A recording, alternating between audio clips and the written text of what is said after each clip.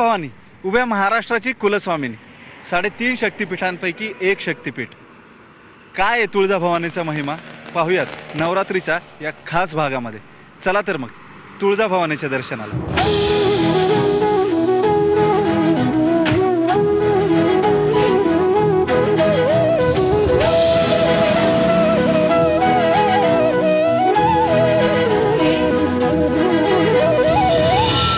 घाटाचा परिसर, मंदिराकडे जाताना लागणारा जो पहिला घाट आहे त्या घाटामध्ये आपण पोहोचलोय.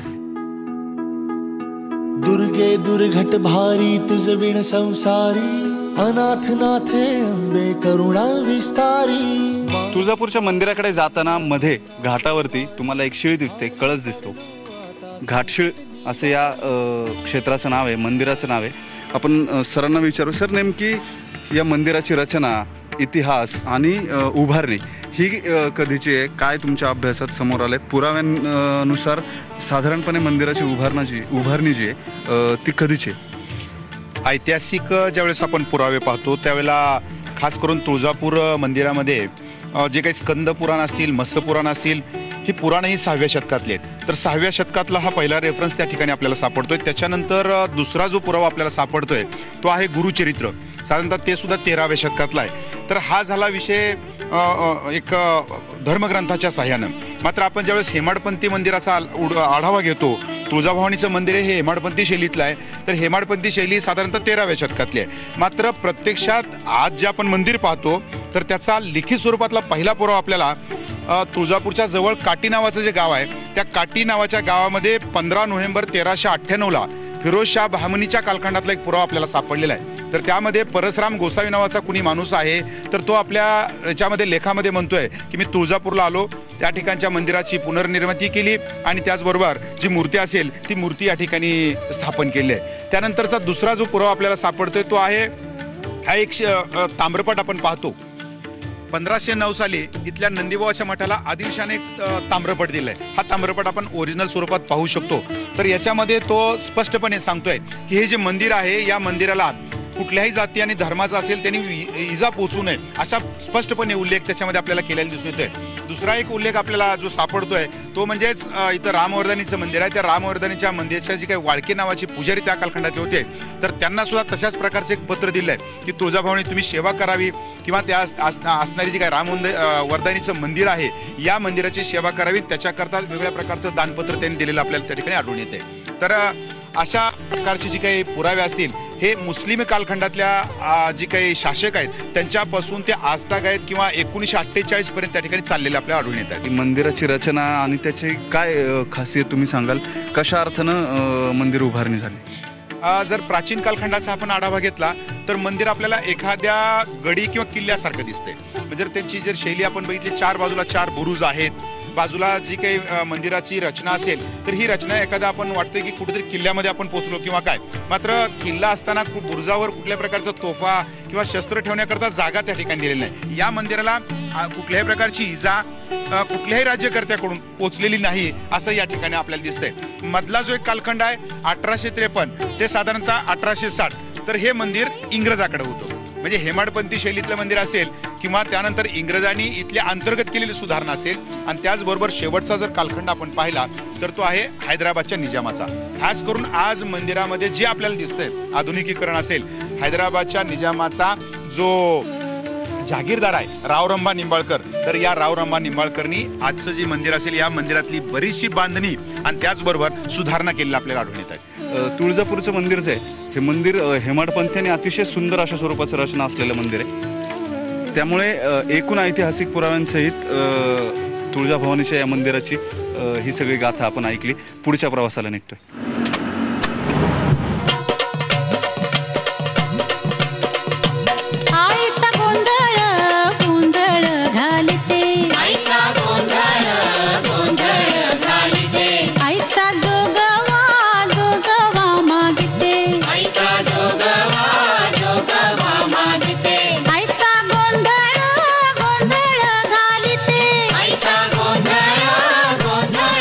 मंदिरासमोर आलात की दर्शनासाठी जायला तुम्हाला एक विशेष पास नव्यानं सुरू करण्यात आलाय.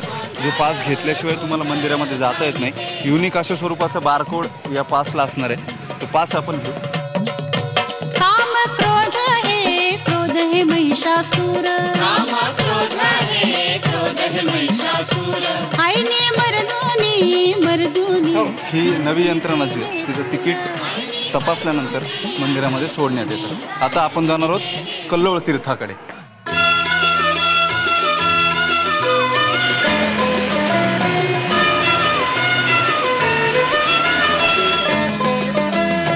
या कल्लोळ तीर्थात आंघोळ करायचं एक महत्त्व आहे.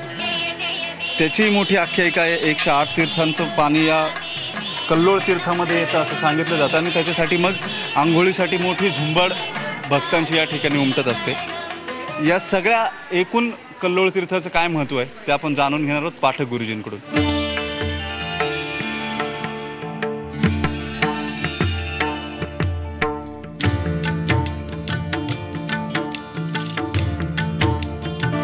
तुळजापूरच्या तुळजाभवानी मातेच्या मंदिरात तुम्ही राजे शहाजी महाद्वारातून प्रवेश करता आणि उजव्या हाताला लागतं सगळ्यात आधी ते कल्लोळ तीर्थ. आयुष्यातल्या सगळ्या पीडा, सगळ्या व्याधी ज्या कल्लोळ तीर्थातल्या स्नानानं नष्ट होतात अशी आख्यायिका आहे, अशी महती सांगितली जाते. त्या कल्लोळ तीर्थावरती आपण आहोत. म्हणजे इथं स्नान केल्यानंतर ओल्या पडद्यानं खाली गोमुख तीर्थाला जातात. गोमुख तीर्थाचं स्नान केल्यानंतरच भाविक आपले वस्त्र बदलतात, तो पण वस्त्र बदलत नाहीत. आणि आपल्या पीडा वगैरे नाहीशी होण्याकरता या तीर्थाचं अत्यंत महत्त्व आहे, म्हणून सर्व यात्रेकरू इथे येतात आणि स्नान करतात.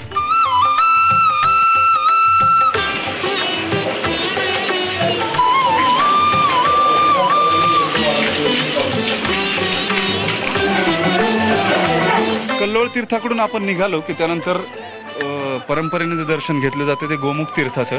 थेट गंगेचं पाणी या तीर्थात गोमुख तीर्थामध्ये येतं असं म्हटलं जातं, अशी आख्यायिका आहे. या सगळ्या एकूण आख्यायिकांच्या ऐकिवातूनच अनेक लोक येतात आणि गोमुख तीर्थामध्ये इथं दर्शन करतात. या गोमुख तीर्थाची आख्यायिका नेमकी काय ती सुद्धा आपल्याला जाणून घ्यायची आहे. प्राध्यापक संभाजी भोसले जे ते आपल्यासोबत असणार आहेत. जय जय जय देवी जगदंबा जय जय जय देवी जगदंबा मंगल. या तुळजापूरमध्ये अनेक महत्त्वाचे महंत आहेत आणि त्या महंतांच्या मध्ये जे प्रमुख महंत आहेत ते म्हणजे माऊलीनाथ बुवा महंत. त्या माऊलीनाथ बुवा महंत हे देवीचे परमभक्त आणि या परमभक्ताने काशीला जाण्याची इच्छा कुलस्वामींनी तुळजाभवानीच्या पुढे व्यक्त केली. त्यावेळेस आई जगदंबेंनी दृष्टांत दिला की तुम्ही काशीला जाण्यापेक्षा सगळेच तीर्थ इथं आहेत, तुम्ही जाण्याची आवश्यकता नाही. परंतु त्या महंतांनी हट्ट धरला आणि काशीला जाऊन दर्शन घ्यायचंच आणि काशीला स्नान करण्याची इच्छा व्यक्त केली. त्यावेळेस जगदंबेने एक नारळ आणि एक बेताची छडी त्या महंतांकडे दिली आणि मग ती छडी आणि नारळ घेऊन फक्त त्या काशीच्या कुंडात सोड आणि पाठीमागं न पाहता तुळजापूरला ये, अशा पद्धतीचं कुलस्वामीने जगदंबेला तिला सांगितलं. आणि महंत त्या ठिकाणी जाऊन स्नान केलं आणि स्नान करून ती त्या कुंडामध्ये ते नारळ आणि वेताची छडी सोडली आणि सोडल्यानंतर पुन्हा तुळजापूरला आले तर त्या काशीत सोडलेली जी नारळ आहे आणि वेताची छडी आहे ती या ठिकाणी पाहायला मिळाली. याच्यावरून गोमुख तीर्थाचं येणारं जे पाणी आहे ते पाणी काशीचं पाणी म्हणून संबोधलं जातं आणि येणारा प्रत्येक भक्त गोमुख तीर्थाचं स्नान केल्याशिवाय कुलस्वामिनीचं दर्शन घेत नाही. अशा पद्धतीचं हे पवित्र तीर्थक्षेत्र म्हणून गोमुख तीर्थाकडे पाहायला जातं.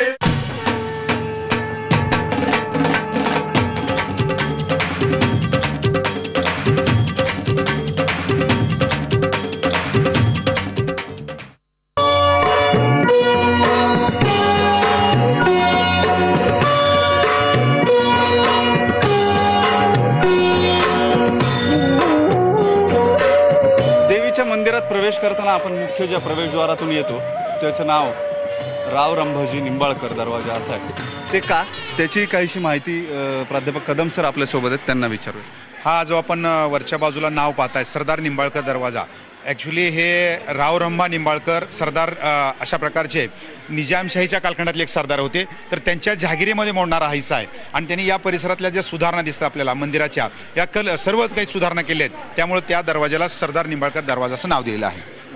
सरदार निंबाळकर दरवाजातून तुम्ही तो प्रवेश करता मंदिराच्या परिसरात त्यावेळेस तुम्हाला पेटत्या काकड्या, परडी, संबळ यांचा आवाज या सगळ्या गोष्टी ऐकायला मिळतात. ज्यांच्याकडे परंपरेनं परडी आलेली असते अशा महिला वर्षभर ही परडी फिरवून कवड्यांच्या माळा गाळ्यात घालून महाराष्ट्रभर फिरत असतात, परडी मागत असतात. आणि नवरात्रात या सगळ्या महिला देवीच्या दर्शनासाठी येतात.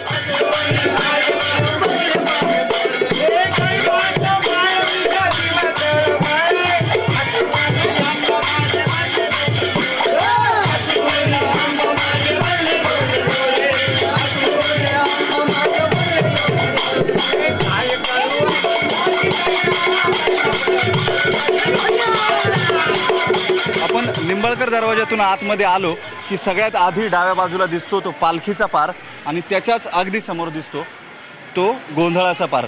लग्न झाल्यानंतरचे जे पारंपरिक विधी असतात, कुलस्वामिनीचे आभार मानण्याची जी विधी असतात त्याच्यापैकी गोंधळाचा विधी समजला जातो. आणि समोर असलेल्या या पारावरती हे गोंधळाचे विधी जे आहेत ते केले जातात.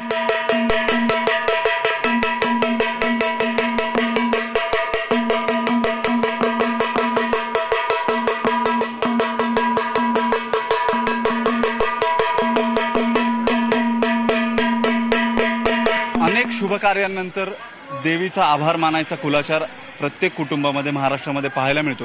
त्यामुळे अनेकदा जेव्हा नवदाम्पत्य लग्न करून देवाच्या दर्शनासाठी इथे येतात तेव्हा या अशा पद्धतीनं गोंधळ इथं घातला जातो. देवीचे आभार मानायसाठी ही मंडळी येतात. घरातलं शुभकार्य हे पूर्ण निर्विघ्न पार पडलं त्याचे हे कुलस्वामिनीचे आभार मानायसाठी इथे येतात.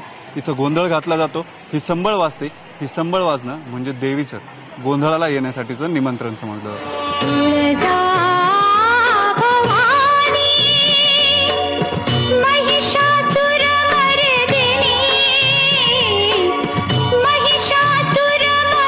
यासाठीच केला होता अट्टाहास असं म्हणत 3.5 शक्तिपीठांपैकी एक पूर्ण शक्तिपीठ असलेलं, अखंड प्रेरणेचा स्रोत असलेलं हेच तुळजाभवानीचं मंदिर. सातत्यानं ताकद देणारी, शक्ती देणारी देवता म्हणून वर्षातून 3 वेळा प्राणप्रतिष्ठा करण्यात येणारी एकमेव मूर्ती म्हणून तुळजापूरच्या या तुळजाभवानीकडे पाहिलं जातं. छत्रपती शिवाजी महाराजांची कुलस्वामिनी, उभ्या महाराष्ट्राची कुलस्वामिनी आणि अखंड ऊर्जेचा, प्रेरणेचा, श्रद्धेचा स्रोत म्हणून तुळजाभवानीचा नाव लवतो.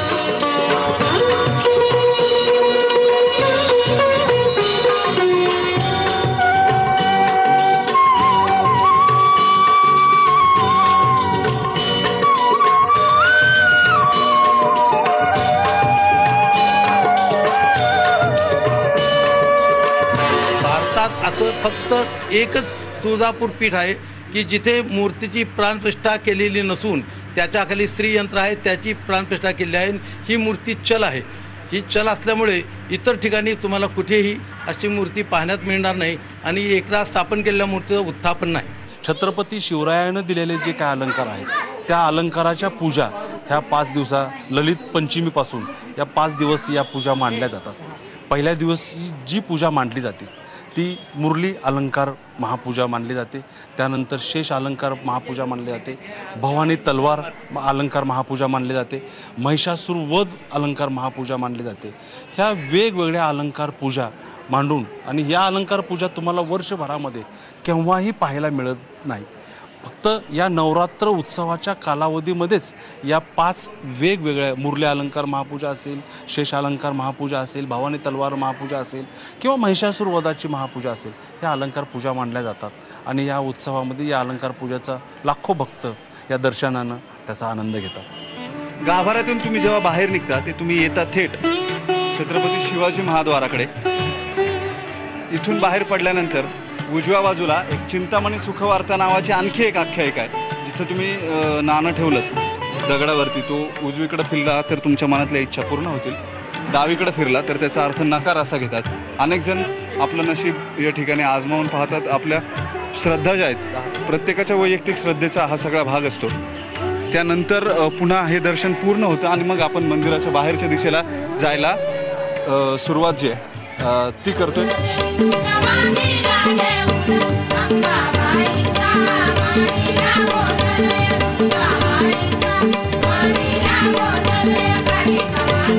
साधारणपणे 13व्या शतकात उभारण्यात आलेलं हे मंदिर हेमाडपंथी स्वरूपाच्या बांधणीचं आहे. काळ्या पाषाणाचे खडक कोरून त्यामध्ये कातीव अशा स्वरूपाचे खांब जे ते उभे केलेत आणि त्याच्या आधारावरतीच तुळजाभवानीचा सभामंडप उभा आहे. छत्रपती शिवाजीराजांनी या मंदिराचा जीर्णोद्धार केल्याची आख्यायिका या ठिकाणी ऐकवली जाते.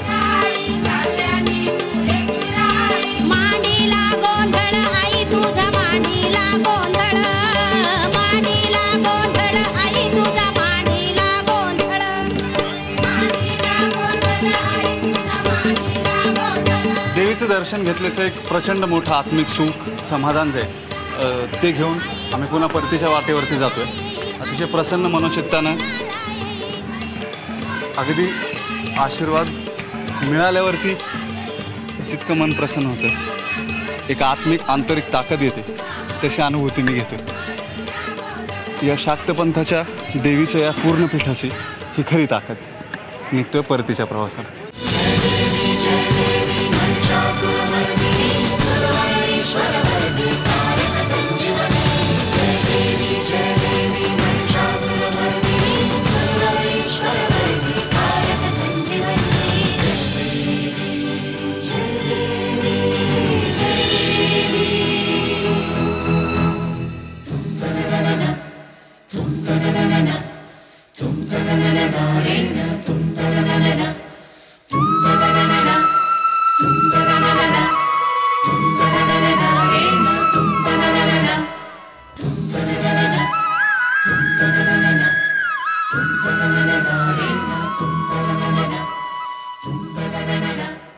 tum